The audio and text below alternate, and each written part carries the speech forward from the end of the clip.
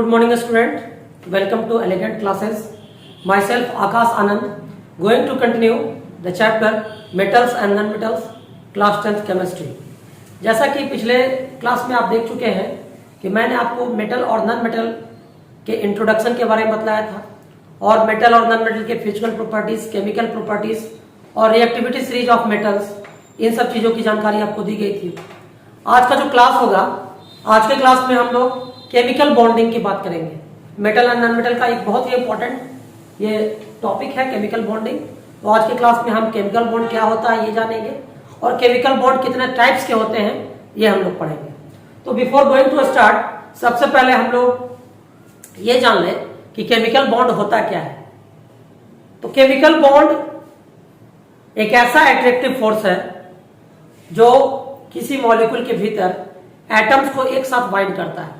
Chemical bond is such an attractive force that binds atoms together in A molecule. जैसे as for example, मान लीजिए हम यहाँ पर लिखते हैं ये NaCl का मॉलिक्यूल है। देख रहे हैं कि NaCl का मॉलिक्यूल है, इसमें सोडियम का एक एटम और क्लोरीन का एक एटम है। तो सोडियम का एक एटम और क्लोरीन का एक एटम मिल करके सोडियम क्लोराइड मॉलिक्यूल का निर्माण किया। तो यहाँ पर सोडियम एटम और क्लोरीन एटम एक अट्रैक्टिव फोर्स के द्वारा जुड़े हुए हैं और तब इस मॉलिक्यूल NaCl का निर्माण हो रहा है। तो हम लोग कह सकते हैं कि यहाँ पर एटम्स के बीच में केमिकल बॉन्ड है। उसी तरह से मान लीजिए हम लिखते हैं यहाँ पर NH3, ये अमोनिया का मॉलिक्यूल है। तो अमोनिया गैस के एक मॉलिक्यूल में नाइट्रोजन का एक एटम है, हाइड्रोजन के 3 एटम्स हैं। इनके बीच एक अट्रैक्टिव फोर्स है सोडियम एटम नाइट्रोजन एटम और हाइड्रोजन एटम के बीच। तो यहाँ पर एक मॉलिक्यूल का निर्माण हुआ है।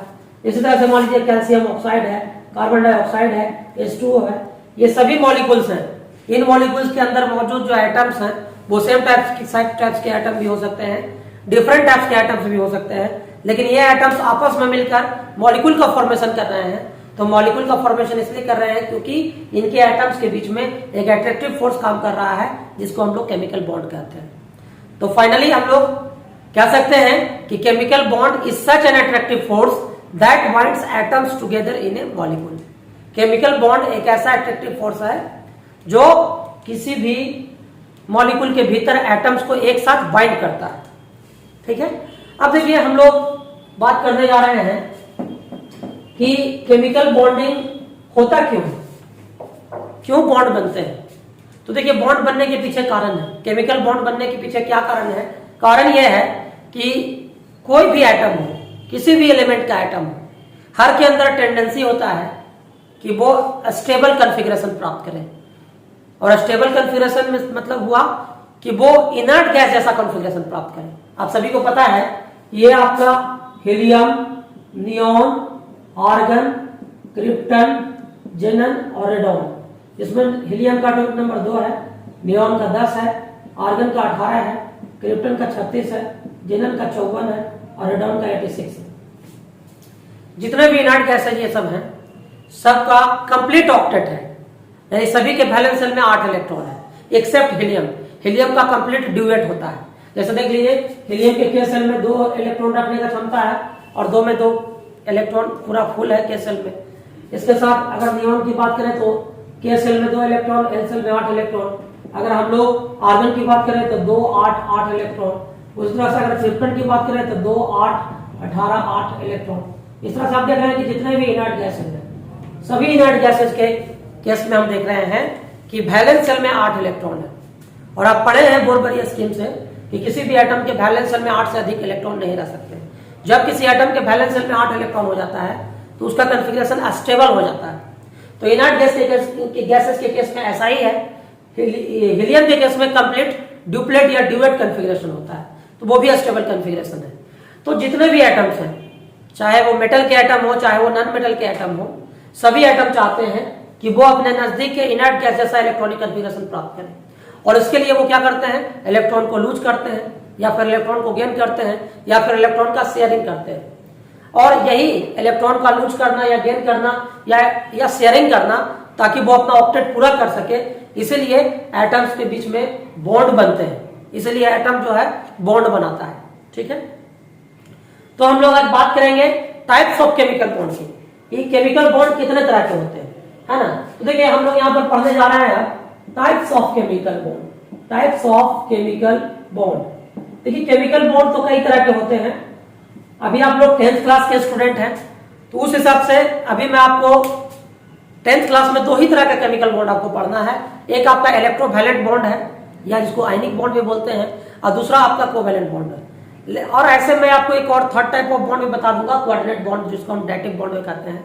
ऐसे आप हायर क्लासेस में जाइएगा, 11th की केमिस्ट्री को पढ़िएगा, तब और भी different types of chemical bonds को आप पढ़ेंगे। जैसे सिग्मा बॉन्ड के बारे में पढ़ेंगे, पाई बॉन्ड के बारे में पढ़ेंगे, मेटालिक बॉन्ड के बारे में पढ़ेंगे, हाइड्रोजन बॉन्ड के बारे में पढ़ेंगे, है ना। तो ये बहुत तरह के बॉन्डिंग होते हैं, बट अभी आप लोग को मेनली सिलेबस में 2 ही चीज पढ़ना है। एक आपका इलेक्ट्रोवैलेंट बॉन्ड या आयनिक बॉन्ड है, और दूसरा कोवैलेंट बॉन्ड है। तो हम लोग देखिए यहाँ पर बात करने जा रहे हैं 2 तरह के बॉन्ड की। पहले एक हम लोग बात करने जा रहे हैं इलेक्ट्रोवैलेंट बॉन्ड के बारे में, इलेक्ट्रोवैलेंट बॉन्ड, और इलेक्ट्रोवैलेंट बॉन्ड को ही आयोनिक बॉन्ड भी कहा जाता है। इलेक्ट्रोवैलेंट बॉन्ड को हम लोग आयनिक बॉन्ड भी कहते हैं, और दूसरा आपका बॉन्ड जो है वो है कोवैलेंट बॉन्ड। एक कोवैलेंट बॉन्ड के बारे में भी हम लोग पढ़ेंगे। तो हम लोग बारी बारी से इलेक्ट्रोवैलेंट बॉन्ड, जिसको आयनिक बॉन्ड बोलते हैं, इसका स्टडी करेंगे, और उसके बाद हम लोग कोवैलेंट बॉन्ड का भी स्टडी करेंगे। तो आइए हम लोग अभी कोवैलेंट बॉन्ड की शुरुआत करते हैं। सॉरी, कोवैलेंट में पहले हम लोग आयनिक बॉन्ड की शुरुआत करते हैं, ठीक है। तो देखिए अब हम लोग बात करने जा रहे हैं इलेक्ट्रोवैलेंट बॉन्ड या आयोनिक बॉन्ड। देखिए इलेक्ट्रोवैलेंट बॉन्ड, और इसी को हम लोग बोलते हैं आयोनिक बॉन्ड, है ना। इलेक्ट्रोवैलेंट बॉन्ड या आयनिक बॉन्ड की हम लोग बात करने जा रहे हैं। तो देखिए याद रखिए कि इलेक्ट्रोवैलेंट बॉन्ड या आयनिक बॉन्ड एक ऐसा बॉन्ड है जो इलेक्ट्रोपॉजिटिव मेटल और इलेक्ट्रोनेगेटिव नॉन मेटल के बीच बनता है by the complete transfer of electron. इसमें क्या होता है कि जो इलेक्ट्रोपॉजिटिव मेटल एटम होता है वो अपना ऑक्टेट पूरा करने के लिए अपने वैलेंस इलेक्ट्रॉन का त्याग करता है और कटायन में बदल जाता है, और जो नॉन मेटल एटम होता है वो अपना ऑक्टेट पूरा करने के लिए इलेक्ट्रोपॉजिटिव मेटल के द्वारा लूज किया गया इलेक्ट्रॉन को गेन कर लेता है, और गेन करने के बाद वो भी अपना ऑक्टेट पूरा करता है और एनायन में कन्वर्ट हो जाता है। यानी मेटल का जो एटम है वो कटायन में बदलता है, नॉन मेटल का जो एटम है वो एनायन में बदलता है, और कटायन और एनायंस एक दूसरे के साथ एक strong electrostatic force of attraction से जुड़ते हैं, तब एक मजबूत बॉन्ड का, एक स्ट्रॉन्ग बॉन्ड का निर्माण होता है, जिसको हम लोग इलेक्ट्रोवैलेंट बॉन्ड कहते हैं। ठीक है, तो हम लोग कह सकते हैं कि electrovalent bond is such type of bond which is formed between electropositive metal atom and electronegative non metal atom by the complete transfer of electron. यानी इलेक्ट्रोपॉजिटिव मेटल और इलेक्ट्रोनेगेटिव नॉन मेटल एटम के बीच electron की complete transfer से जो bond बनता है, इसको हम लोग बोलते हैं इलेक्ट्रोवैलेंट बॉन्ड। तो चलिए हम कुछ एग्जांपल्स के द्वारा इसको क्लियर करते हैं। जैसे आप देख लीजिए, हम यहाँ पर सबसे सिंपल एग्जांपल लेते हैं NaCl। NaCl का जो मॉलिक्यूल है, इसमें सोडियम मेटल एटम है और क्लोरीन नॉन मेटल एटम है, तो ऑब्वियसली यहाँ पर मेटल और नॉन मेटल के बीच बॉन्ड बन रहा है, तो आयनिक बॉन्ड या इलेक्ट्रोवैलेंट बॉन्ड ही बनेगा। और कैसे इसका फॉर्मेशन होता है, थोड़ा इसको समझने की जरूरत है। देखिए सोडियम जो है इसका एटॉमिक नंबर 11 होता है। सोडियम का एटॉमिक नंबर कितना होता है? 11, और इसका कॉन्फ़िगरेशन होता है 281। और क्लोरीन जो है इसका एटॉमिक नंबर होता है 17, इसका कॉन्फ़िगरेशन होता है 287। तो आप देख रहे हैं कि सोडियम जो है इसका वैलेंस इलेक्ट्रॉन कितना है, तो सोडियम के पास एक ही वैलेंस इलेक्ट्रॉन है, जिसको हम ये क्रॉस से दिखा रहे हैं, और क्लोरीन के पास 7 वैलेंस इलेक्ट्रॉन है, 2 4 इसका 7 इलेक्ट्रॉन, ये 2 इलेक्ट्रॉन इधर है 6, और देख लीजिए ये 7 इलेक्ट्रॉन है। तो देखिए सोडियम को किसके जैसा कॉन्फ़िगरेशन लेना है? सोडियम को कॉन्फ़िगरेशन लेना है नियोन के जैसा, क्योंकि सोडियम का एटॉमिक नंबर 11 है और नियोन का एटॉमिक नंबर 10 है, तो इसके नजदीक का तो इनर्ट गैस नियोन ही है, और नियोन का कॉन्फ़िगरेशन आप देख रहे हैं कि 2-8 होता है, यानी नियोन के जैसा कॉन्फ़िगरेशन लेगा सोडियम, 2-8 के जैसा कॉन्फ़िगरेशन लेगा। ये कैसे संभव है? ये तब संभव है जब सोडियम अपने एक वैलेंस इलेक्ट्रॉन का त्याग कर दे। तो देखिए ये अपना एक वैलेंस इलेक्ट्रॉन को त्याग देता है, लूज कर देता है अपना वैलेंस इलेक्ट्रॉन, तो इस लूज किए गए वैलेंस इलेक्ट्रॉन को क्या क्लोरीन गेन कर लेता है, इसलिए क्योंकि क्लोरीन का एटॉमिक नंबर 17 है और इसके नजदीक का इनर्ट गैस आर्गन है जिसका एटॉमिक नंबर 18 है। क्लोरीन के वैलेंस शेल में 7 इलेक्ट्रॉन है, इसको 1 इलेक्ट्रॉन का कमी है, अगर इसको 1 इलेक्ट्रॉन कहीं से गेन कर लेता है तो इसका भी ऑक्टेट पूरा हो जाएगा और आर्गन के जैसा कॉन्फ़िगरेशन ले लेगा। तो चलिए सोडियम ने इसका इलेक्ट्रॉन दे दिया, तो आप क्या देख रहे हैं कि सोडियम बदल गया Na+ में और इसका कॉन्फ़िगरेशन हो गया 2-8 नियोन के जैसा। और क्लोरीन ने क्या किया, क्लोरीन के पास अपना 2 4 6 इलेक्ट्रॉन, एक 7 इलेक्ट्रॉन तो अपना था ही, 1 इलेक्ट्रॉन उसका सोडियम वाला ले लिया, तो इसके पास अब जो है इसका भी कॉन्फ़िगरेशन नियोन जैसा हो गया। आप देख लीजिए कि ये Na+ और Cl- में कन्वर्ट हो गया है ना, कटायन और एनायन में कन्वर्ट हो गया और स्ट्रॉन्ग बॉन्ड NaCl बन गया आपका। है ना। तो इस तरह से आप देख पा रहे हैं कि किस तरह से सोडियम क्लोराइड मॉलिक्यूल का निर्माण हुआ है। सोडियम क्लोराइड मॉलिक्यूल में सोडियम एटम और क्लोरीन एटम के बीच इलेक्ट्रॉन का कंप्लीट ट्रांसफर हुआ है। सोडियम ने इलेक्ट्रॉन को लूज किया और क्लोरीन ने इलेक्ट्रॉन को गेन किया और इस प्रकार कोवेलेंट बॉन्ड का निर्माण हुआ। और भी एग्जांपल देख सकते हैं, जैसे हम एक एग्जांपल लेते हैं CaO मॉलिक्यूल का। ये कैल्शियम ऑक्साइड का मॉलिक्यूल है। आप देख पा रहे हैं कि यहाँ पर कैल्शियम जो है वो क्या है, कैल्शियम मेटल का एटम है और ऑक्सीजन क्या है, नॉन मेटल का एटम है। यहाँ पर भी कंप्लीट ट्रांसफर ऑफ इलेक्ट्रॉन होगा और इलेक्ट्रोवैलेंट बॉन्ड या आयनिक बॉन्ड का फॉर्मेशन होगा। आप देख लीजिए यहाँ पर कैल्शियम जो है इसका एटॉमिक नंबर 20 होता है, इसका कॉन्फ़िगरेशन होता है 288 कैल्शियम का। और ऑक्सीजन का कॉन्फ़िगरेशन होता है इसका एटॉमिक नंबर होता है 8, इसका कॉन्फ़िगरेशन होता है 2 6। इसके पास कितने इलेक्ट्रॉन है, 2 4 6 इलेक्ट्रॉन है वैलेंस शेल में, इसके पास वैलेंस शेल में 2 इलेक्ट्रॉन है। अब कैल्शियम क्या करेगा, कैल्शियम जो है आर्गन के जैसा कॉन्फ़िगरेशन लेगा, क्योंकि आर्गन का एटॉमिक नंबर 18 है और कैल्शियम का एटॉमिक नंबर 20 है। तो कैल्शियम जो है आर्गन के जैसा कॉन्फ़िगरेशन लेगा। इसके लिए उसको 2 इलेक्ट्रॉन को क्या करना पड़ेगा, अपने 2 इलेक्ट्रॉन को इसको लूज करना पड़ेगा। और ऑक्सीजन क्या करेगा, ऑक्सीजन को का एटॉमिक नंबर 8 है, ये नियॉन के जैसा कॉन्फ़िगरेशन लेना चाहेगा और ये क्या करेगा, ये 2 इलेक्ट्रॉन को गेन करना चाहेगा। तो कैल्शियम ने जो इलेक्ट्रॉन 2 इलेक्ट्रॉन को लूज किया, ऑक्सीजन वही 2 इलेक्ट्रॉन को गेन कर लेगा, देख लीजिए, तो उसका भी ऑक्टेट पूरा हो जाएगा। तो यहाँ से देखिए क्या होगा, कैल्शियम 2 इलेक्ट्रॉन लूज करके Ca2+ बनाया और आर्गन के जैसा कॉन्फ़िगरेशन ले लिया 288। देख लीजिए आर्गन का कॉन्फ़िगरेशन इस तरह से है। और ऑक्सीजन ने क्या किया, ऑक्सीजन ने 2 इलेक्ट्रॉन को गेन किया, 2 4 6 इलेक्ट्रॉन इसका अपना था, 2 इलेक्ट्रॉन इसका ले लिया, इस पर 2- आ गया और इसका कॉन्फ़िगरेशन किसके जैसा हो गया, नियॉन के जैसा। और इस प्रकार ये कैल्शियम का कैटायन बन गया, ऑक्सीजन का आयनायन बन गया। Cation and anion are held together by a strong electrostatic force of attraction which leads to the formation of a strong bond called electrovalent bond। तो कैल्शियम ऑक्साइड के बीच electrovalent bond बन गया। ये आप 2 example देख लिए। चलिए एक और एग्जांपल लेकर के आपको क्लियर करते हैं। ये फाइनल एक और एग्जांपल आप देख लीजिए। तो आप देख लीजिए कि हम एक और एग्जांपल आपको बताते हैं।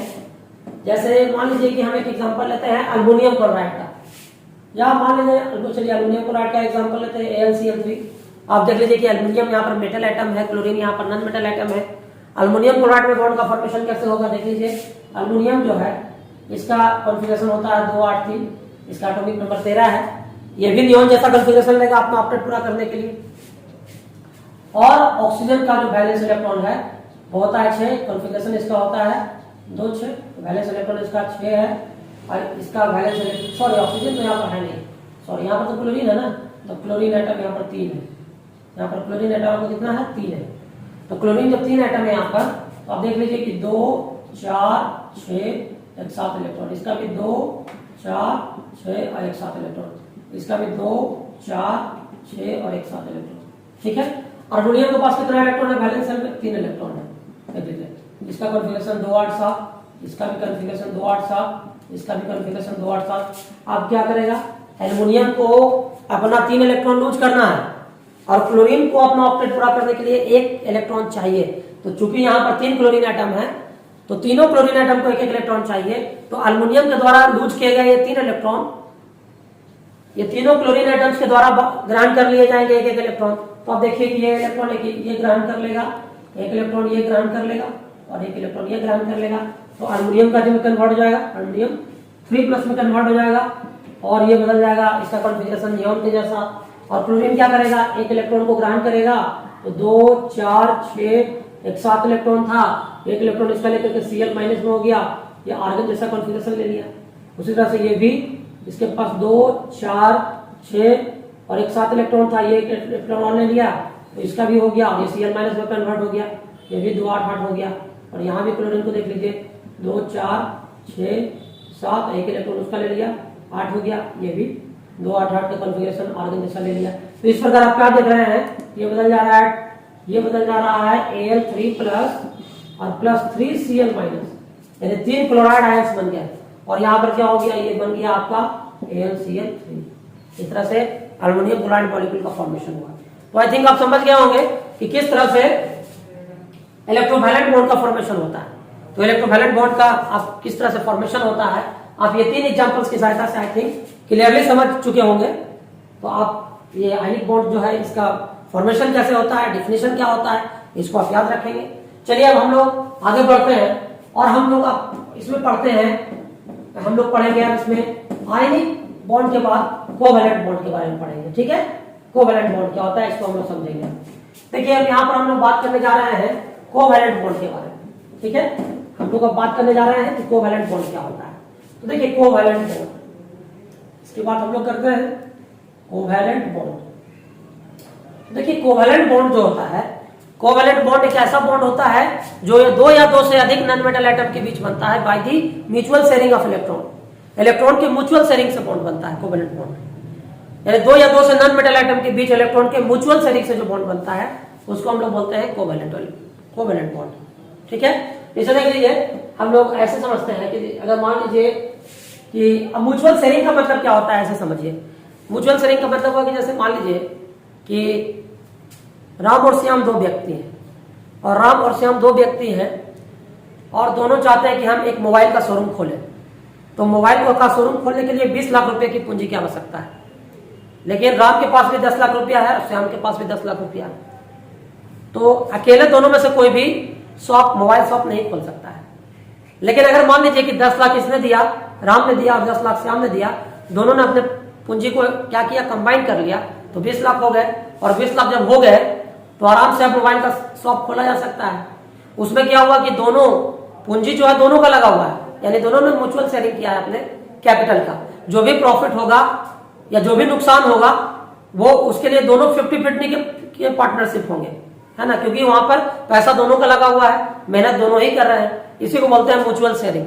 तो म्यूचुअल शेयरिंग में दोनों का काम पूरा हो गया, मतलब अकेले ये भी राम जो है अकेले भी शॉप नहीं खोल सकता था, उसका भी शॉप खुल गया। श्याम भी अकेले नहीं खोल सकता था, उसका भी खुल गया। लेकिन क्या किया, दोनों ने अपने अपने कैपिटल को, अपने अपने पूंजी को म्यूचुअली शेयर किया। तो वही चीज होता है यहाँ पर। लेकिन कोवैलेंट बॉन्ड का निर्माण होता है दो या दो से अधिक नॉन मेटल एटम के बीच by the mutual sharing of electron. जैसे देखिए यहाँ पर हम एक एग्जांपल देते हैं, ये आप देख लीजिए, ये क्या है, ये H2 मॉलिक्यूल है।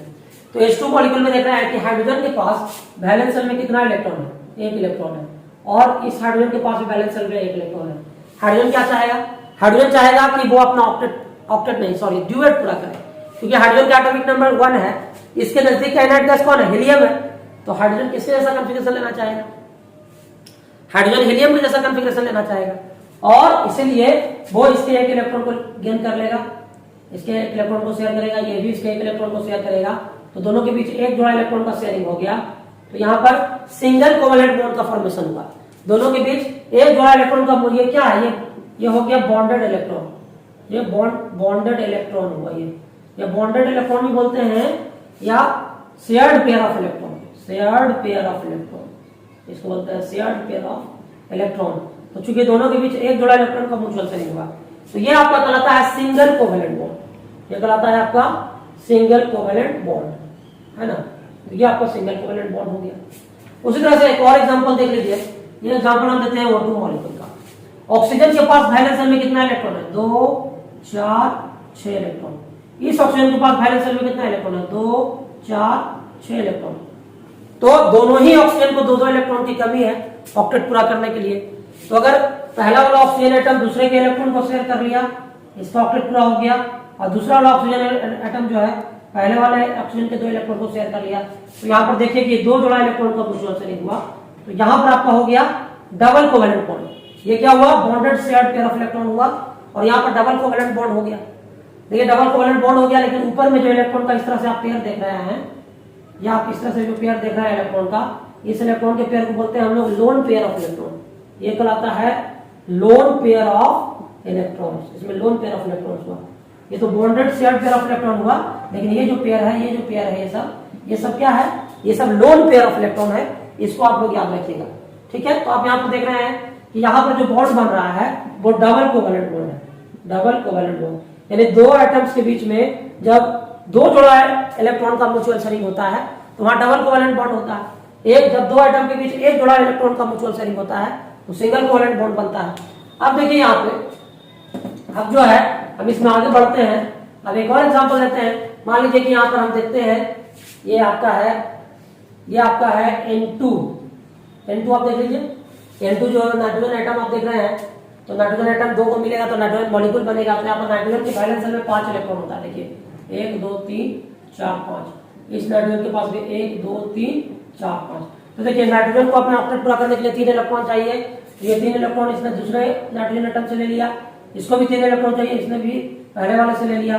तो आप देखिए तीनों के बीच, दोनों के बीच ट्रिपल कोवेलेंट बॉन्ड हुआ, यानी यहाँ पर ट्रिपल कोवेलेंट बॉन्ड बना, ट्रिपल कोवेलेंट बॉन्ड है ना। और यहाँ पर दोनों का ऑक्टेट पूरा हो गया। तो इस तरह से आप देख रहे हैं। और यहाँ पर आप देख लीजिए ये आपके लोन पेयर ऑफ इलेक्ट्रॉन्स हो गए। तो आई थिंक आप समझ गए कि कोवेलेंट बॉन्ड क्या होता है। लेकिन अभी आप देखिए, आप एक चीज नोटिस कर रहे होंगे कि आपने सिंगल कोवेलेंट बॉन्ड समझ लिया, डबल कोवेलेंट बॉन्ड समझ लिया, ट्रिपल कोवेलेंट बॉन्ड भी आपने समझ लिया।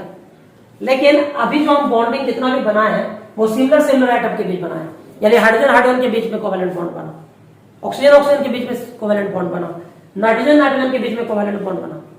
लेकिन अब जो है हम डिसिमिलर एटम के बीच में भी बॉन्डिंग बना के देखते हैं क्या होता है यहाँ पर। जैसे मान लीजिए हम एक एग्जांपल लेते हैं, चलिए एग्जांपल लेते हैं H2O मॉलिक्यूल का, जो वाटर मॉलिक्यूल का हम एग्जांपल लेते हैं, ठीक है। तो यहाँ पर देख रहे हैं कि डिसिमिलर एटम्स है। देखिए यहाँ पर ऑक्सीजन है और यहाँ पर हाइड्रोजन है और यहाँ पर हाइड्रोजन है। ऑक्सीजन के बैलेंस में कितना इलेक्ट्रॉन होता है? 6 इलेक्ट्रॉन, 2 4 5 6 इलेक्ट्रॉन, इसका 1 इलेक्ट्रॉन और इसका 1 इलेक्ट्रॉन हाइड्रोजन का है। तो देखिए हाइड्रोजन ने अपना ड्यूएट पूरा कर लिया, इस हाइड्रोजन ने अपना ड्यूएट पूरा कर लिया और इस ऑक्सीजन ने क्या किया? अपना ऑक्टेट पूरा कर लिया। तो यहाँ एक single bond O, single bond H, और ऊपर में आपने देख रहे हैं ये लोन पेयर ऑफ इलेक्ट्रॉन बच गया, है ना। इसी तरह से आप देख लीजिए ये अमोनिया तो मॉलिक्यूल है, अमोनिया गैस का मॉलिक्यूल है ये। तो नाइट्रोजन को हम यहाँ रख लेते हैं, एक हाइड्रोजन यहाँ रखते हैं, एक यहाँ रखते हैं, एक यहाँ रखते हैं। इसके पास 5 इलेक्ट्रॉन है बैलेंस में नाइट्रोजन के पास। तो चलिए तीनों साइड में एक इलेक्ट्रॉन, 2 इलेक्ट्रॉन ऊपर दे दिए और हाइड्रोजन का एक इलेक्ट्रॉन आप देख लीजिए यहाँ पर है। तो देखिए इस हाइड्रोजन का ड्यूएट पूरा हो गया, इस हाइड्रोजन का ड्यूएट पूरा हो गया, इस हाइड्रोजन का ड्यूएट पूरा हो गया और इस नाइट्रोजन का क्या पूरा हो गया? ऑक्टेट पूरा हो गया। तो यहाँ पर देखिए यहाँ सिंगल कोवेलेंट बॉन्ड, यहाँ सिंगल कोवेलेंट बॉन्ड, यहाँ सिंगल कोवेलेंट बॉन्ड, और ये क्या हो गया आपका? ये आपका हो गया lone pair of electron, lone pair of electron. तो देखिए इस तरह से आप देख रहे हैं कि डिसिमिलर एटम के बीच में कोवेलेंट बॉन्ड बन रहा है। और भी एग्जांपल देख सकते हैं आप, जैसे मान लीजिए हमने इस मॉलिक्यूल को लिए, ये C2H4 मॉलिक्यूल है। ये C2H4 क्या है? इथीन गैस का मॉलिक्यूल है, इसको कॉमनली हम इथिलीन भी बोलते हैं। इसका अगर निकालना है तो देखिए ये कार्बन है, ये कार्बन, 2 कार्बन है और 4 हाइड्रोजन है। तो चलिए हाइड्रोजन 4 इधर दे देते हैं। अब यहाँ पर देखिए कि इस कार्बन के पास 4 इलेक्ट्रॉन है बैलेंस सेल में, चलिए इधर 4 इलेक्ट्रॉन दे दिए। इस कार्बन का भी 4 इलेक्ट्रॉन है, चलिए 4 इलेक्ट्रॉन इधर दे दिए। और इस हाइड्रोजन के पास 1 इलेक्ट्रॉन, इस हाइड्रोजन के पास 1 इलेक्ट्रॉन, इसके पास भी 1 इलेक्ट्रॉन, इसके पास भी 1 इलेक्ट्रॉन। देखिए इसका ड्यूएट पूरा हुआ, इस हाइड्रोजन का ड्यूएट हुआ, इसका भी ड्यूएट पूरा हो गया, इसका भी ड्यूएट पूरा हो गया, इस कार्बन का ऑक्टेट पूरा हो गया और इस कार्बन का भी ऑक्टेट पूरा हो गया। तो आप देखिए कि इस कार्बन और इस कार्बन के बीच में डबल कोवेलेंट बॉन्ड बनेगा और यहाँ से एक हाइड्रोजन इधर सिंगल बॉन्ड से, एक इधर, फिर इधर एक सिंगल बॉन्ड से, एक इधर सिंगल बॉन्ड से। इस तरह से इथेन का भी हो गया। तो ये सब जो हम लिख रहे हैं इसको हम लोग बोलते हैं इलेक्ट्रॉन डॉट स्ट्रक्चर या लेविस डॉट स्ट्रक्चर। और ये आप उसका स्ट्रक्चरल फॉर्मूला हो गया, इसका स्ट्रक्चर हो गया। तो आई थिंक इस तरह से और भी बहुत सारे एग्जांपल्स हो सकते हैं, एग्जांपल्स का तो कोई अंत नहीं है।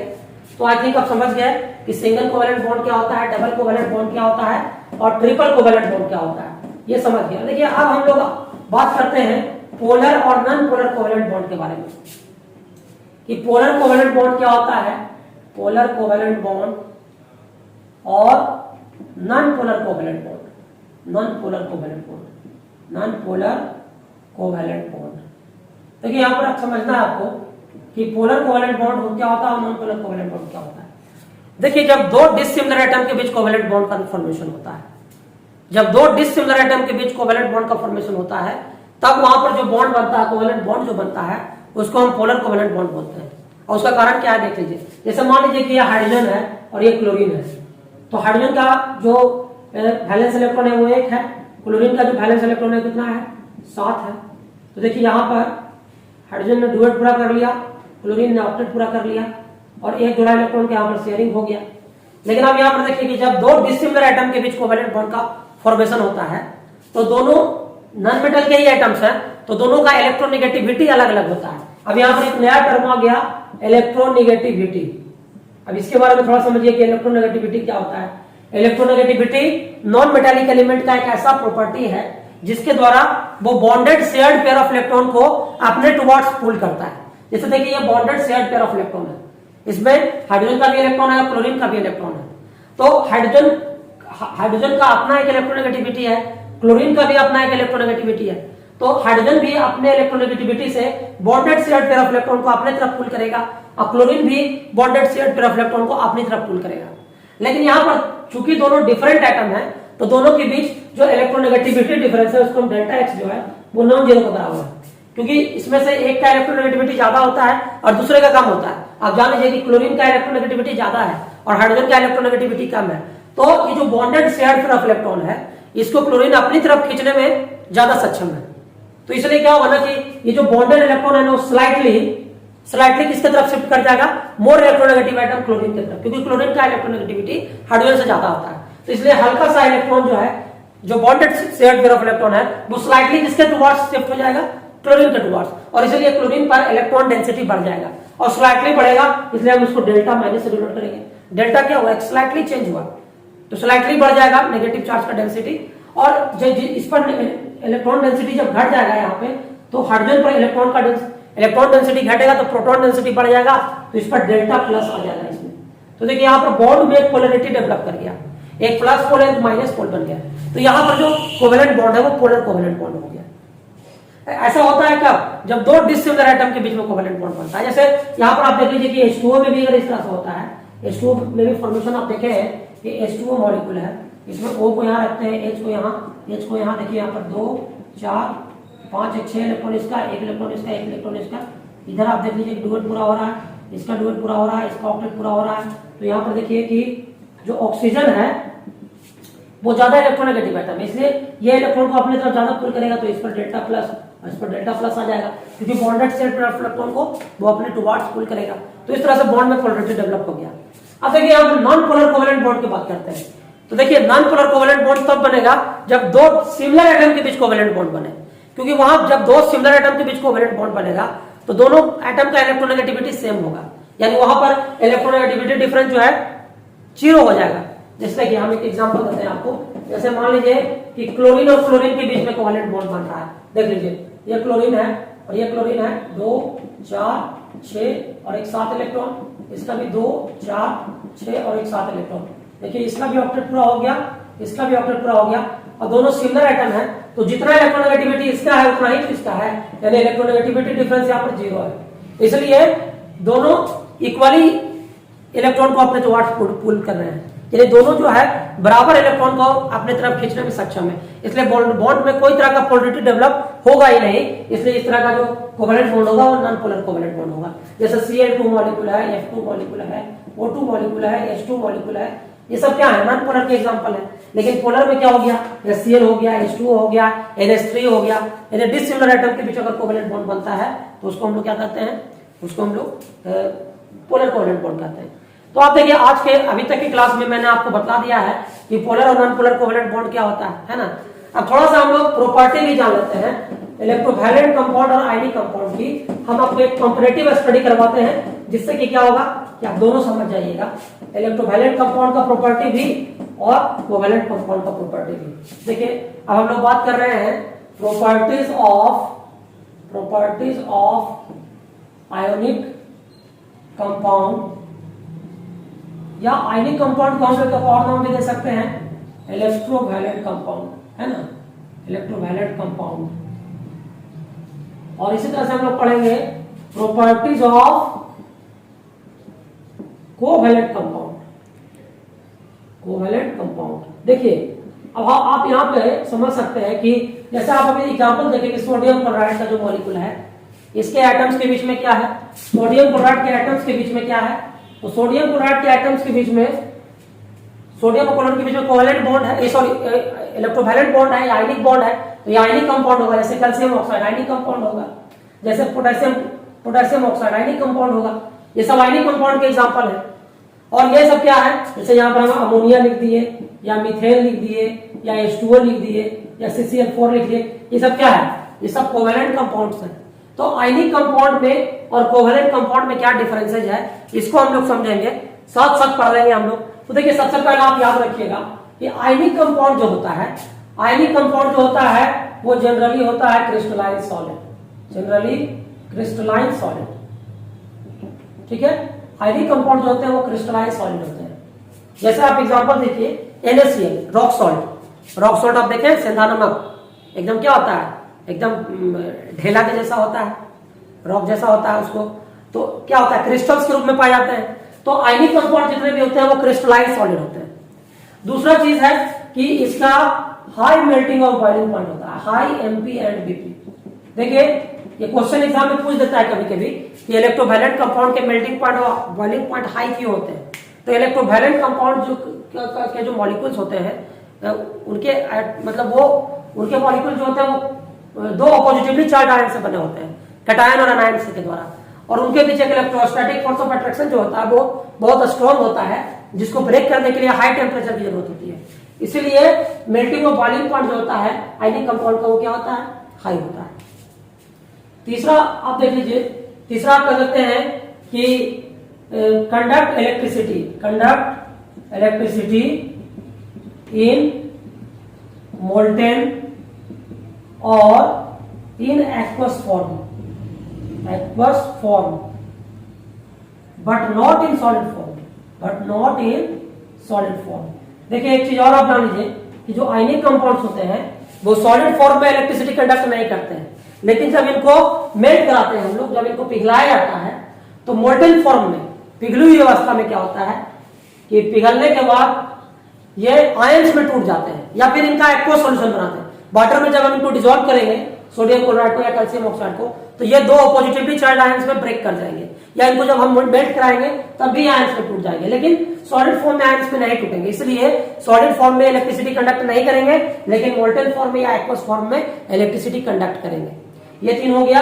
और चौथा आप जान लीजिए कि सॉल्युबल इन वाटर और in polar solvent but insoluble in non polar और ऑर्गेनिक सॉल्वेंट। देखिए यहां पर आप समझ लीजिएगा इस चीज को कि जो आयनिक कंपाउंड होते हैं वो वाटर में सॉल्युबल होते हैं और या पोलर सॉल्वेंट में सॉल्युबल होते हैं, क्योंकि आप क्या होता है कि इलेक्ट्रोवैलेंट कंपाउंड जो होता है वो हाईली पोलर नेचर का होता है, एक और कैटायन और दूसरा एनायन पाया जाता है इसमें। तो हाईली पोलर होने के कारण आपको पता है कि लाइक डिसॉल्व लाइक, यानी पोलर डिसॉल्व पोलर। तो वाटर जो एक पोलर सॉल्वेंट है, तो आयनिक कंपाउंड पानी में या पोलर सॉल्वेंट में सॉल्युबल है, लेकिन ऑर्गेनिक सॉल्वेंट में या नॉन पोलर सॉल्वेंट में नहीं घुलता है। जैसे बेंजीन है, ईथर है, इस सब में, एसीटोन है, इस सब में नहीं घुलता है, लेकिन वाटर में सॉल्युबल होता है। अब हम लोग अगर इसकी बात करते हैं, कोवेलेंट कंपाउंड की बात करते हैं, तो कोवेलेंट कंपाउंड जो होता है वो जनरली अमोर्फस सॉलिड होता है। अमोर्फस सॉलिड जनरली ये सॉलिड तो होता ही नहीं है, बहुत कम मात्रा में, मतलब बहुत कम ही स्टेट में सॉलिड फॉर्म में होता है। अगर होता भी है तो ये अमोर्फस सॉलिड होता है। जनरली क्या होता है, ये जनरली होता है गैसियस फॉर्म में, ये जनरली गैसियस होता है या लिक्विड होता है। जो कोवेलेंट कंपाउंड होते हैं, जैसे आप अमोनिया को देख लीजिए गैसियस फॉर्म में है, मीथेन गैस को देखिए गैसियस फॉर्म में है, आप H2O को देख लीजिए लिक्विड फॉर्म में है। लेकिन अगर ये रहता भी है आपका तो सॉलिड, अमोर्फस सॉलिड के रूप में रहता है, एकदम भुरभुरा सॉलिड होता है जो आसानी से एकदम भरभरा कर टूट जाता है, ऐसा होता है। दूसरा है इसका लो एमपी एंड बीपी। देखिए आप ये कह सकते हैं कि इलेक्ट्रोवैलेंट कंपाउंड का एमपी और बीपी मेल्टिंग पॉइंट और बॉइलिंग पॉइंट हाई था, लेकिन इसका मेल्टिंग पॉइंट और बॉइलिंग पॉइंट लो होता है। इसका कारण यह है कि इलेक्ट्रोवैलेंट बॉन्ड के कंपैरिजन में इसके जो मॉलिक्यूल होते हैं वो कंपैरेटिवली वीक केमिकल बॉन्ड से जुड़े होते हैं, क्योंकि कोवेलेंट बॉन्ड जो है उतना ज्यादा स्ट्रॉन्ग बॉन्ड नहीं होता है, इसलिए ब्रेक करने के लिए ज्यादा टेम्परेचर की जरूरत नहीं होती है। इसलिए मेल्टिंग और बॉइलिंग पॉइंट जो होता है वो क्या होता है, इसका लो होता है। और तीसरा देख लीजिए कि इलेक्ट्रिसिटी कंडक्ट नहीं करते हैं, डू नॉट कंडक्ट इलेक्ट्रिसिटी